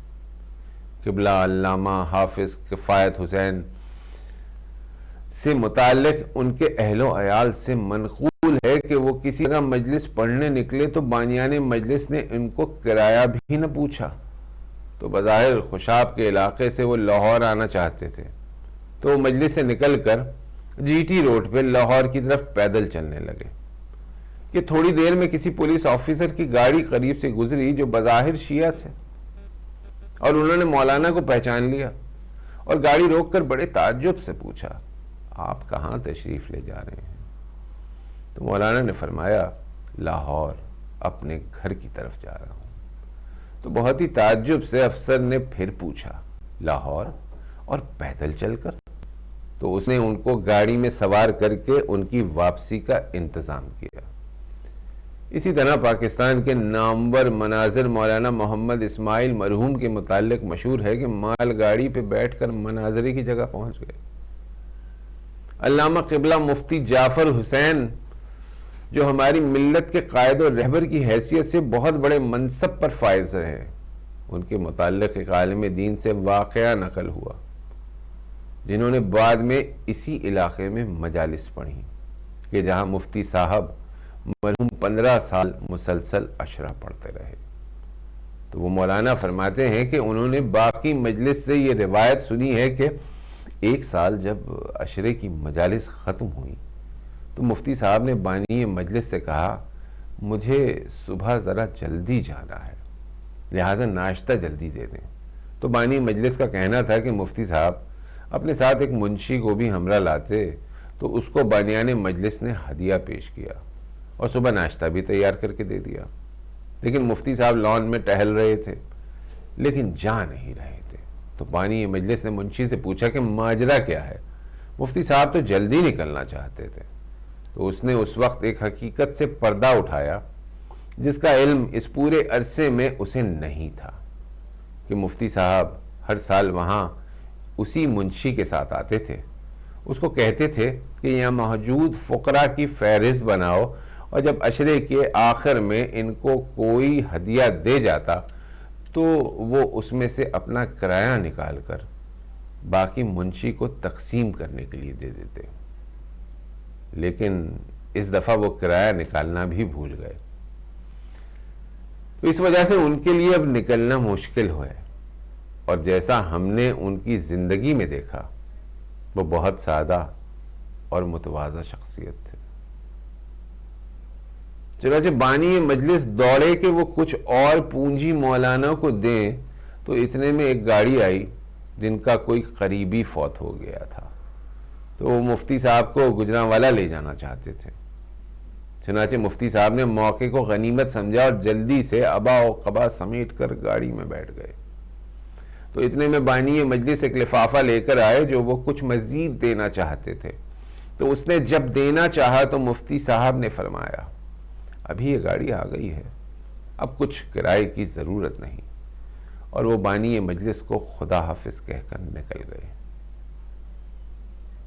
یہ وہ بے لوث دین کی خدمت کرنے والے اور دین پہ قربانی دینے والی شخصیات ہیں جنہوں نے قوم و ملت کی خدمت میں اپنی پوری زندگی صرف کر دی اور قوم میں بھی اپنا عظیم نام پیدا کیا، اور یقیناً یہ خدا کی بارگاہ میں بھی سرخرو ہوں گے۔ قوم میں انحرافات کے اسباب گونا گو ہیں، اور کاش ہمارے ملک کے اہل حل و عقد بیٹھ کر انحرافات کے اسباب پہ غور کرتے اور ان کے علول و اسباب کو تلاش کرنے کی کوشش کرتے، لیکن ہمارے ہاں ایک طرف دشمن انحراف کو معاشرے میں رائج کرنے کے لیے کچھ ایجنٹ اور جیرہ خوار خریدتا ہے، اور دوسری طرف کوئی دوسرا گروپ اس کے خلاف محاذ آرائی کرتا ہے۔ اسی طرح سے دو محاذ بن جاتے ہیں اور قوم میں ایک تفرقہ بازی شروع ہو جاتی ہے، اور محاذ آرائی میں دین کی روح کو نقصان پہنچتا ہے اور دشمن اپنے نقشے میں کامیاب ہو جاتا ہے۔ کاش کبھی ہماری قوم کے ذمہ دار افراد انحرافات کا جائزہ لیں اور پھر ان کے حل کے لیے فکری اور نظریاتی جد و جہد کی جائے اور دشمن کی سازش کا مقابلہ کیا جائے، بجائے اس کے کہ ہم خود دشمن کی سازش کا شکار ہو جائیں۔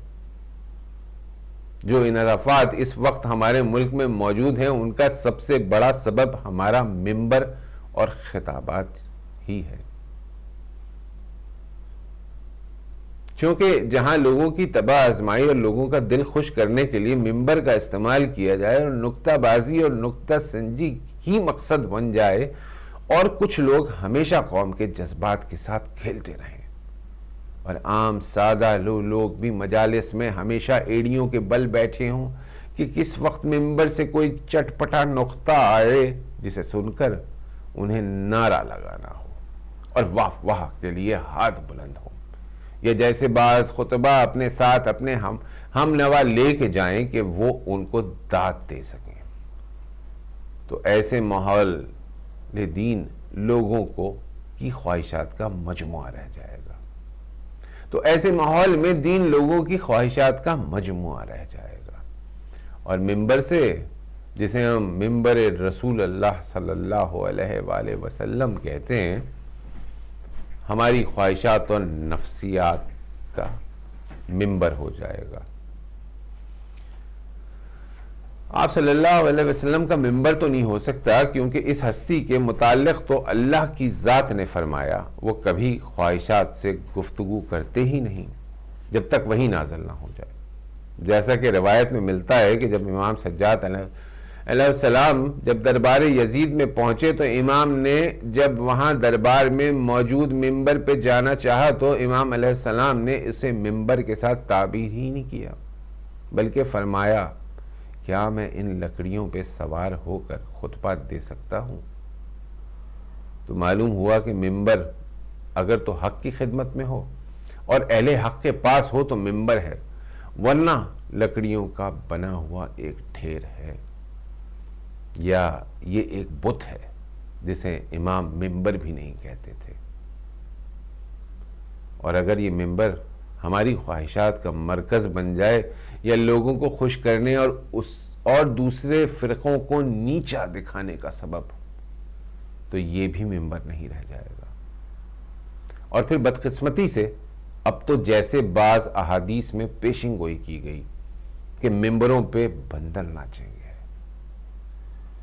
ہمارے منبروں کی کچھ ویسی ہی کیفیت نظر آتی ہے جن پہ بندر نما کارٹون بیٹھ کر قوم کو گمراہ کرنے میں مصروف ہیں۔ اور قوم بھی جب سنی سنائی والی قوم ہو تو وہ ہر بات پہ واہ واہ کہہ کر مجلس کو زینت بخشتے ہیں. بس نتیجہ یہ نکلا کہ جب تک ہمارے ملک میں علم کی قدر نہیں ہوگی اور علماء اپنے دینی فرائض کو انجام نہیں دیں گے اور خطبہ و ذاکرین علماء کے سائے میں خالصتاً خدا کی رضا کے لیے کام نہیں کریں گے، اس وقت تک ہماری قوم دین کی حقیقت سے آشنا نہیں ہو سکے گی. اور انحرافات اس وقت جنم لیتے ہیں جب علماء اپنے دینی فرائض کو انجام نہ دے رہے ہوں. اور امام خمینی رحمۃ اللہ ہمیشہ ارشاد فرماتے تھے کہ ہر حال میں میدان میں رہو، کیونکہ تم نے میدان چھوڑ دیا تو اناڑی کھلاڑی آ کر میدان میں جگہ کو پر کر دیں گے. آج اگرچہ ہمارے بعض علماء اپنے فرائض کی ادائیگی کے لیے جد و جہد کر رہے ہیں، لیکن علماء دین میں باہمی ہم آہنگی نہ ہونے کی وجہ سے دشمن ہمارے ملک میں ہماری قوم کے بخیے بکھیر رہا ہے اور قوم کو ٹکڑوں میں تقسیم کر رہا ہے. کیا یہ لمحہ فکریہ نہیں ہے کہ ابوذر بخاری جیسا بندر نچانے والا نادان اور جاہل ڈگڈگی بجا کر کچھ بازاریوں کو جمع کر کے تماشا دکھا رہا ہو اور ایک اتنے بڑے ملک میں وہ سامری کا کردار ادا کر کے لوگوں کو بے وقوف بنا رہا ہو، اور دوسری طرف ایک قوم موجود ہو جس نے استعمار و استکبار اور برطانوی راج کا مقابلہ کیا ہو اور دنیا کے تمام مسائل میں قوموں کے شانہ بشانہ کھڑی ہونے والی قوم ہو. اس قوم میں سامری اپنی بین بجاتا رہے اور قوم خاموش تماشائی بنی ہو اور چند بازاری دین کی بولی لگا کر اسے بیچ رہے ہوں، تو اس صورتحال پہ یقیناً ہمارے علماء اور زعما غور و خوض کر رہے ہوں گے اور وہ اپنے فرائض سے بخوبی آگاہ اور واقف ہیں. ہم نے بھی تذکرہ اور یاد دہانی کی خاطر بعض کلمات لکھ دی ہے کہ یاد دہانی مومنین کو فائدہ پہنچاتی ہے.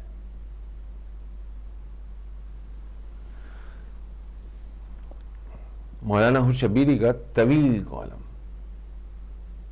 مقدمہ قائم کیا، بحث کی، آپ تک پیغام پہنچایا.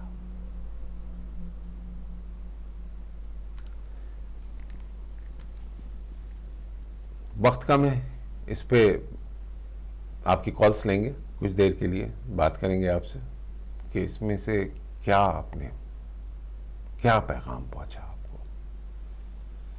ملتے ہیں ایک چھوٹی سی کمرشل بریک کے بعد.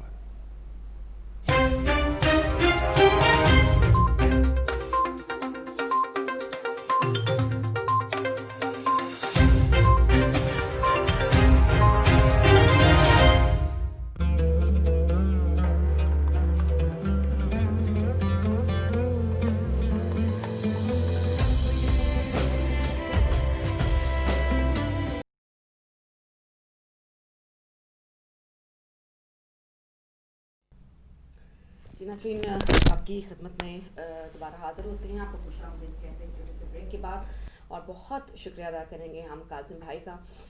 طویل کالم تھا لیکن بہت ہی زیادہ جسے کہہ سکتے ہیں کہ اپنے اندر بہت زیادہ کانٹینٹ لیے ہوئے تھا، بہت اثر انگیز تھا اور آج کل کے حالات کی بالکل مناسبت سے تھا.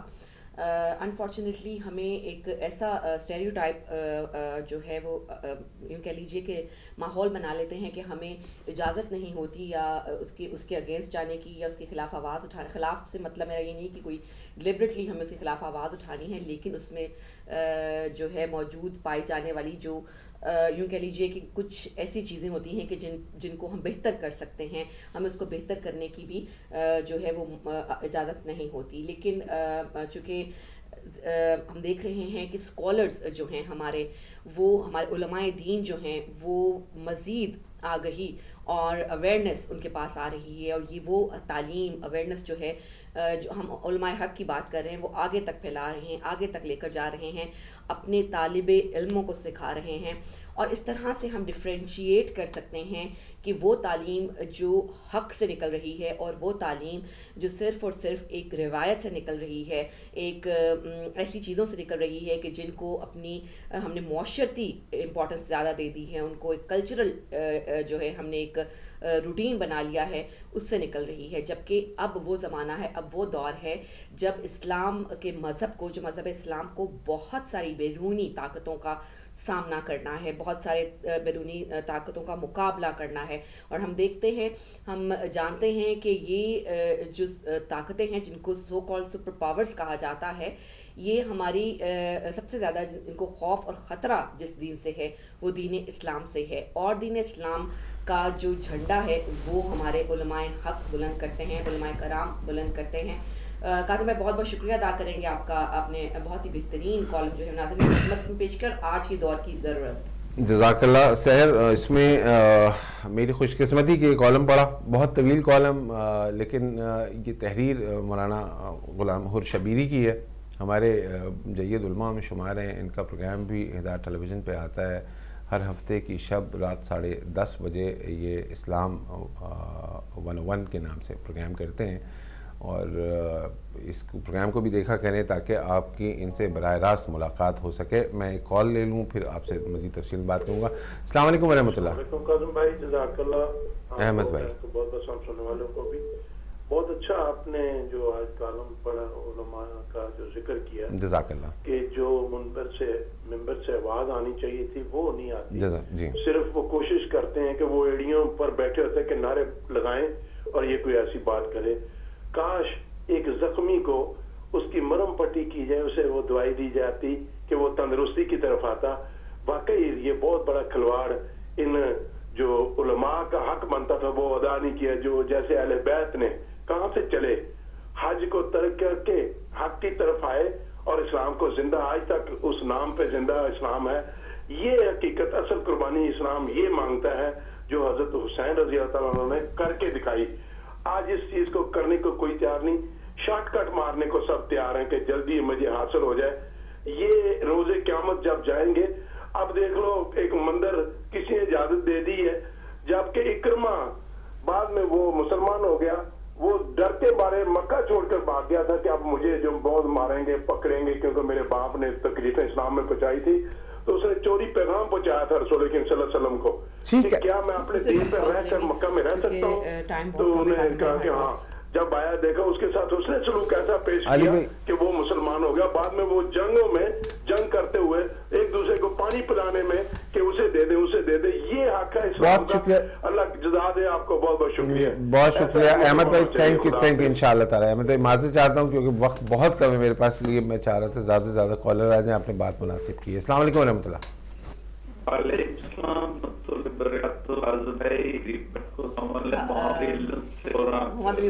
محمد علی بھائی، آپ کی آواز اب مجھے نہیں پتا آپ کے ساتھ ہی کیوں ایسا ہو رہا ہے.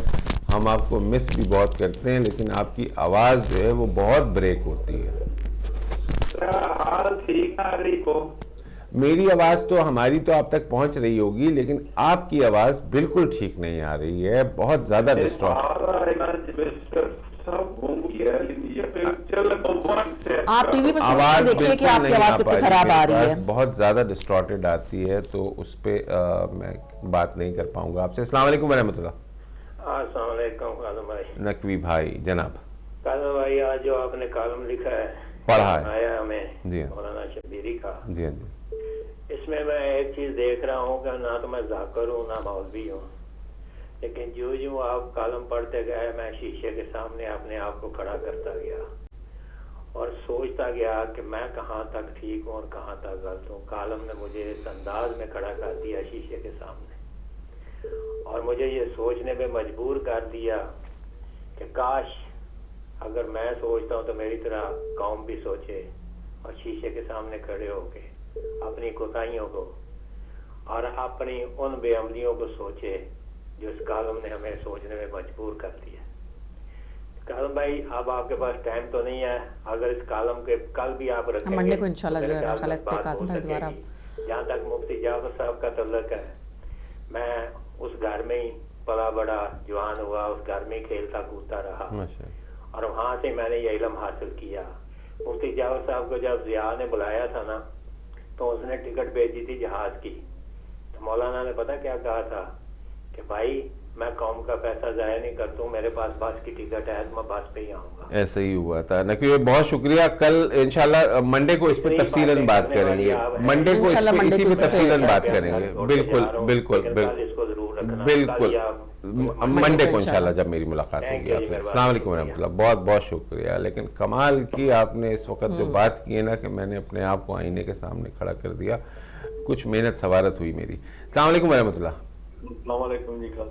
जनाब जनाब सरकार, जनाब जनाब सारे मसले का एक ही हल है, वो हम कर नहीं पा रहे काज़म भाई। जनाब मुसलमान जब तक एक कौम नहीं बनेगी जी, ये जो फिरकों में बांट के हम मुसलमानों को बदनाम करके जी मार पड़ रही है, गैर मजहबों से पड़ती है, फिर हम सुपर पावर को ब्लेम देते हैं। नहीं, उनका किसी का कोई कसूर नहीं है। ठीक है, कसूर हम अपने आप में झांक के देखें हमारा है। जी हम एक मुसलमान कौम है, चाहे कोई भी फिरका हो, हमने अपनी नेशन की लुक आफ्टर नहीं की। ठीक है, एक को लड़ने के लिए छोड़ दिया, एक को मार खाने के लिए छोड़ दिया।